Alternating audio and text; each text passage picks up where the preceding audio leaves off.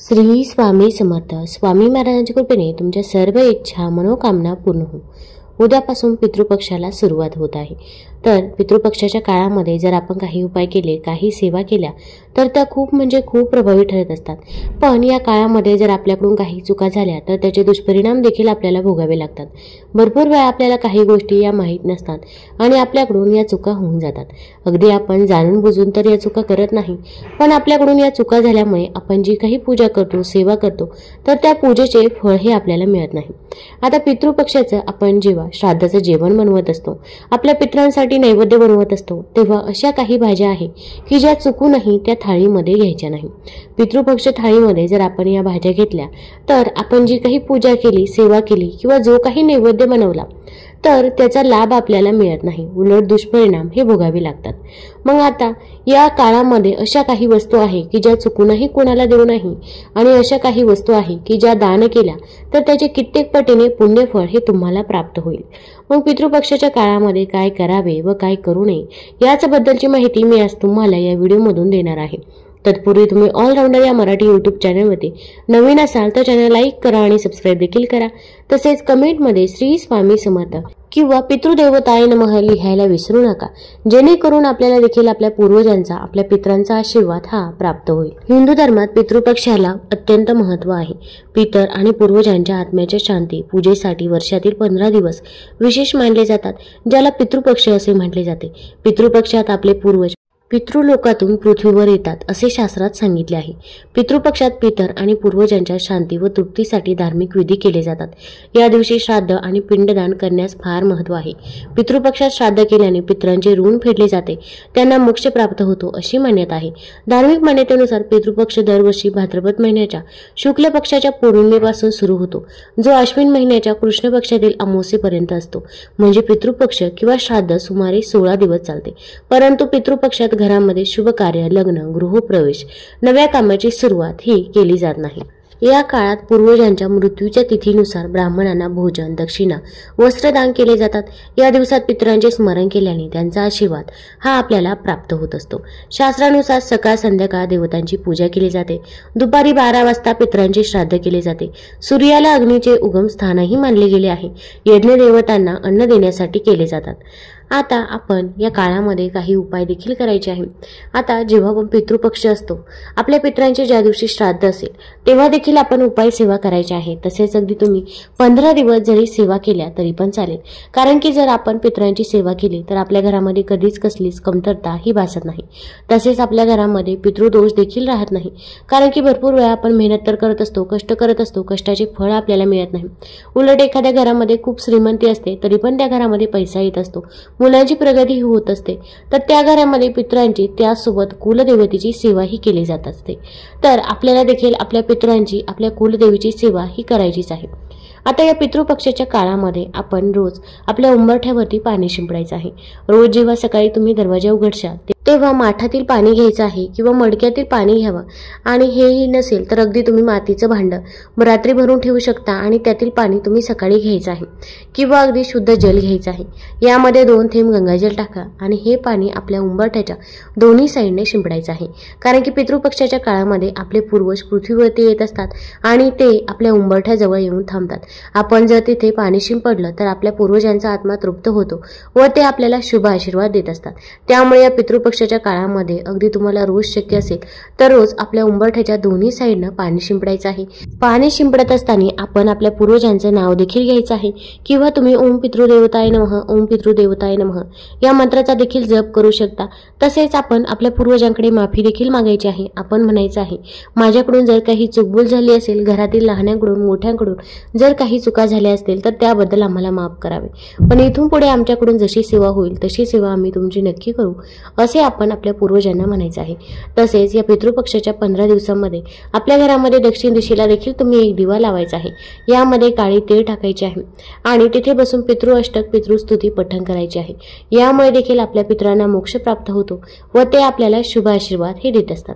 आता या पितृपक्षाच्या काळामध्ये जर आपल्या दाराजवळ कोणी काही मागण्यासाठी आले तर त्या व्यक्तीला आपण तसंच जाऊ द्यायचं नाही, कारण की आपले पितर हे कोणत्या स्वरूपामध्ये आपल्या समोर येतील हे सांगता येत नाही. कुत्रा, मांजर मांजर, गाय, इतर कोणतेही पाळीव प्राणी असेल तर त्यांना आपण हकलून लावायचं नाही, त्यांना आपण काठी उचलायची नाही, त्यांना तुम्ही काहीतरी खायलाही द्यायचंच आहे.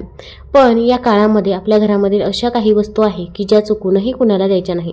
आता पितृपक्ष म्हटलंय की सगळीकडे तांदळाची खीर ही बनवली जाते, तर या पितृपक्षाच्या काळामध्ये आपण तांदूळ हे चुकूनही कुणाला द्यायचे नाही.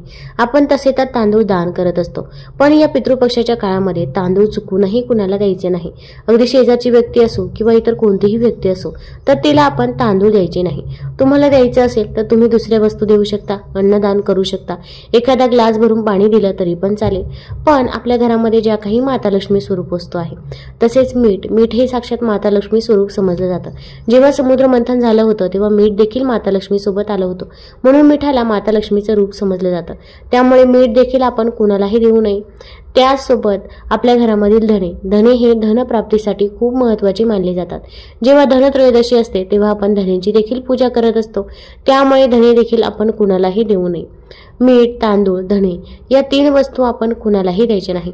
उलट तांदूळ, मीठ, साखर या 3 वस्तू संपण्याच्या अगोदर जर आपण आपल्या घरामध्ये आणून ठेवल्या तर आपल्या घरामध्ये कधीही अन्नधान्याची कमतरता ही भासत नाही व आपल्या घरामध्ये पैसा हा येत असतो व माता लक्ष्मीचा आशीर्वाद देखील आपल्या घरावरती असतो. आता या पितृपक्षाच्या काळामध्ये आपण घरामध्ये भांडण, तंटे, वादविवाद हे होऊ द्यायचं नाही. यामुळे देखील आपल्या घरामध्ये नकारात्मकता ही पसरत असते. अगदी सासू सुना असतील, जावा असतील तर यांनी देखील एकमेकांमध्ये भांडायचं नाही, कारण की आपण जर असे केले आणि यानंतर आपण पूजा सेवा केली तर त्या पूजेचे फळ आपल्याला मिळत नाही, उलट आपल्याला दुष्परिणाम हे भोगावे लागतात. तसेच आपल्या आसपास असे काही व्यक्ती असतात की ते इतरांसोबत नेहमी वाईट बोलतात किंवा दुष्कृत्य करतात, पण ते व्यक्ती आपल्यासोबत चांगले बोलतात, चांगले राहतात, म्हणून आपण त्या व्यक्तींच्या सोबत राहत असतो. पण अशा व्यक्तींच्या इथे या काळामध्ये जेवण चुकूनही करायचं नाही. आपण जर असे केले तर आपण देखील पापाचे भागीदार होत असतो. आता पितृपक्षाच्या काळामध्ये भरपूर ठिकाणी जेवण देखील असतं आणि आपण जेवणासाठी देखील जात असतो, पण अशा काही व्यक्ती असतात की जी कायमच दुष्कृत्य करत असतात. तर अशा व्यक्तींच्या इथे आपण या पितृपक्षाच्या काळामध्ये जेवण चुकूनही करायचं नाही, याची आपल्याला काळजी घ्यायची आहे. आता पितृपक्षाच्या काळामध्ये आपण काळ्या रंगाचे वस्त्र चुकूनही परिधान करायचे नाही. अगदी काळ्या रंगाचे बांगडे असेल, काळ्या रंगाची टिकली असेल तर ती देखील लावायची नाही. आपण मॅचिंगच्या काळामध्ये या सर्व गोष्टी विसरून जात असतो, पण या गोष्टीची आपल्याला काळजी घ्यायची आहे, कारण की जेव्हा पण एखादं शुभ कार्य असतो तेव्हा आपण काळा रंग वर्ज्य करतो. त्याचप्रमाणे या पितृपक्षाच्या काळामध्ये देखील आपण काळ्या रंगाचे वस्त्र हे चुकूनही परिधान करायचे नाही. तुम्ही इतर कोणत्याही रंगाचे वस्त्र परिधान करू शकता. लाल, हिरव्या, नारंगी, आकाशी रंगाचे वस्त्र, पिवळ्या रंगाचे वस्त्र परिधान करू शकता. फक्त आपल्याला काळा रंग हा वर्ज्य करायचा आहे.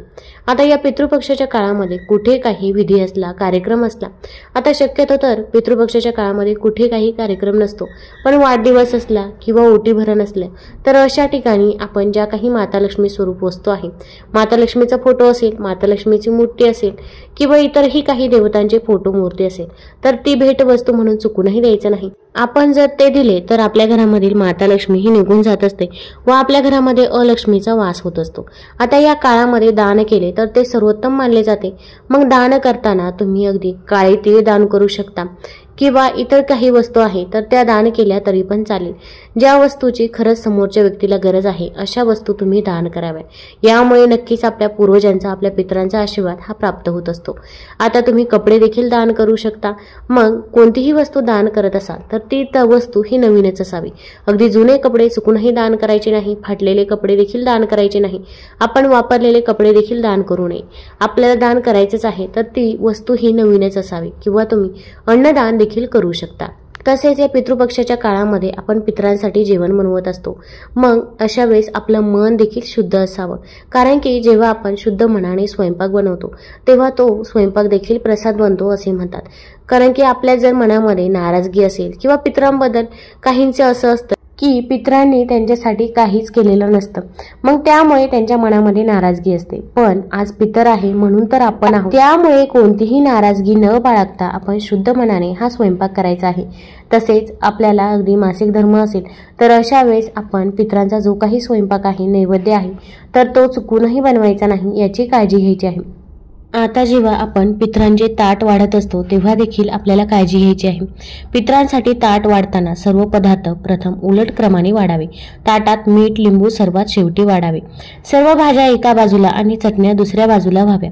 ताटाच्या मधोमध भात वरण ठेवावे, तसेच मध्यभागीच कढी आणि खीर ठेवावी। कोशिंबीर किंवा भातावर वरण वाढताना त्याचा ओघळ इतर पदार्थांवर येऊ नये अशा पद्धतीने ताट वाढावे। पितर पुरणपोळीने तृप्त होतात, पुरणाच्या वासाने पितर तृप्त होतात। यामध्ये अनेक सत्व असल्याने पुरणपोळी म्हणतात। पितृपक्षाच्या थाळीमध्ये वरण भात हमखास असतोच। वरण भात हे अनेक पोषक घटकांनी भरपूर असते। पितृपक्षाच्या थाळीमध्ये तुम्ही वरण भात किंवा पुरीसोबत भेंडीची किंवा गवार बटाट्याची भाजी देखील करू शकता। आता जेव्हा पितरांसाठी आपण जेवण बनवत असतो तर त्यामध्ये कोणते पदार्थ असावे तर चणा डाळ वडे, उडीद डाळ वडे, आळू वडी, तांदळाची खीर, तसेच कढी, कुरडई, पापड असते। त्याचबरोबर भाज्यांमध्ये मेथीची भाजी, बटाटा भजी, लाल भोपळा भाजी, गवार भाजी, भेंडी भाजी आणि कारल्याची भाजी यांचा देखील समावेश असतो। आणि सर्वात महत्त्वाचं म्हणजे यामध्ये आपल्याला उडीद वडे घ्यायला विसरायचं नाही। उडीद वडे आणि भोपळ्याची भाजी या दोन भाजींना या पितृपक्षाच्या थाळीमध्ये खूप महत्त्व आहे, त्यामुळे या दोन भाज्या आपण विसरायच्या नाही। तसेच खीर तर महत्त्वाची मानली जाते। पितृपक्षाच्या थाळीमध्ये कढी आणि तांदळाची खीर यांचे देखील विशेष महत्त्व आहे। मात्र पितृपक्षाच्या जेवणातील हे पदार्थ प्रांतानुसार आणि पद्धतीनुसार बदलतात। काही ठिकाणी कांदा लसूण विरहित स्वयंपाकही केला जातो। कांदा लसूण हा तामसिक आहारामध्ये मोडला जातो, त्यामुळे आपण जे काही जेवण बनवत आहोत तर त्यामध्ये कांदा लसूण याचा समावेश नसावा, याची आपल्याला काळजी घ्यायची आहे। तसेच देवतांसाठी देखील जेव्हा आपण नैवेद्य बनवत असतो तर त्यामध्ये देखील कांदा लसूण हा नसतो, त्यामुळे कांदा लसूण याचा समावेश चुकूनही या भाज्यांमध्ये करायचा नाही। आता अशा काही भाज्या आहेत की ज्या पितृपक्षाच्या थाळीमध्ये आपल्याला घ्यायची नाही, तर ते म्हणजे काळे हरभरे। आता आपण हरभरा डाळ तर घेत असतो, बेसन पिठाचा देखील वापर करत असतो, पण जे काही काळे गडद हरभरे आहे तर ते हरभरे आपल्याला या ताटामध्ये चुकूनही घ्यायचे नाही किंवा त्याची भाजी देखील आपण बनवायची नाही। तसेच यानंतर वांग्याची भाजी देखील आपण चुकूनही बनवायची नाही आणि कोबीची भाजी देखील आपण या पितृपक्षाची जी थाळी आहे तर त्यामध्ये चुकूनही घ्यायची नाही, याची आपल्याला काळजी घ्यायची आहे। तसेच काही ठिकाणी अगदी जेव्हा पितृपक्षाचं जेवण असतं तेव्हा मोहरीचा वापर देखील केला जात नाही। आता प्रत्येक ठिकाणची पद्धत ही वेगवेगळी असते। तुमच्या इकडे जशी पद्धत असेल तशा पद्धतीने तुम्ही या पितृपक्षाच्या थाळीमध्ये भाज्या घेऊ शकता।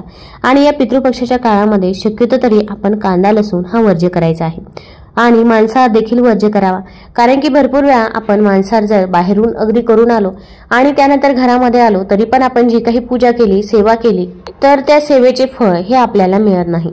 तुम्हाला जर हा व्हिडिओ आवडला असेल तर आपल्या ऑलराऊंडर या चॅनलला लाईक करा, सबस्क्राईब करा। धन्यवाद।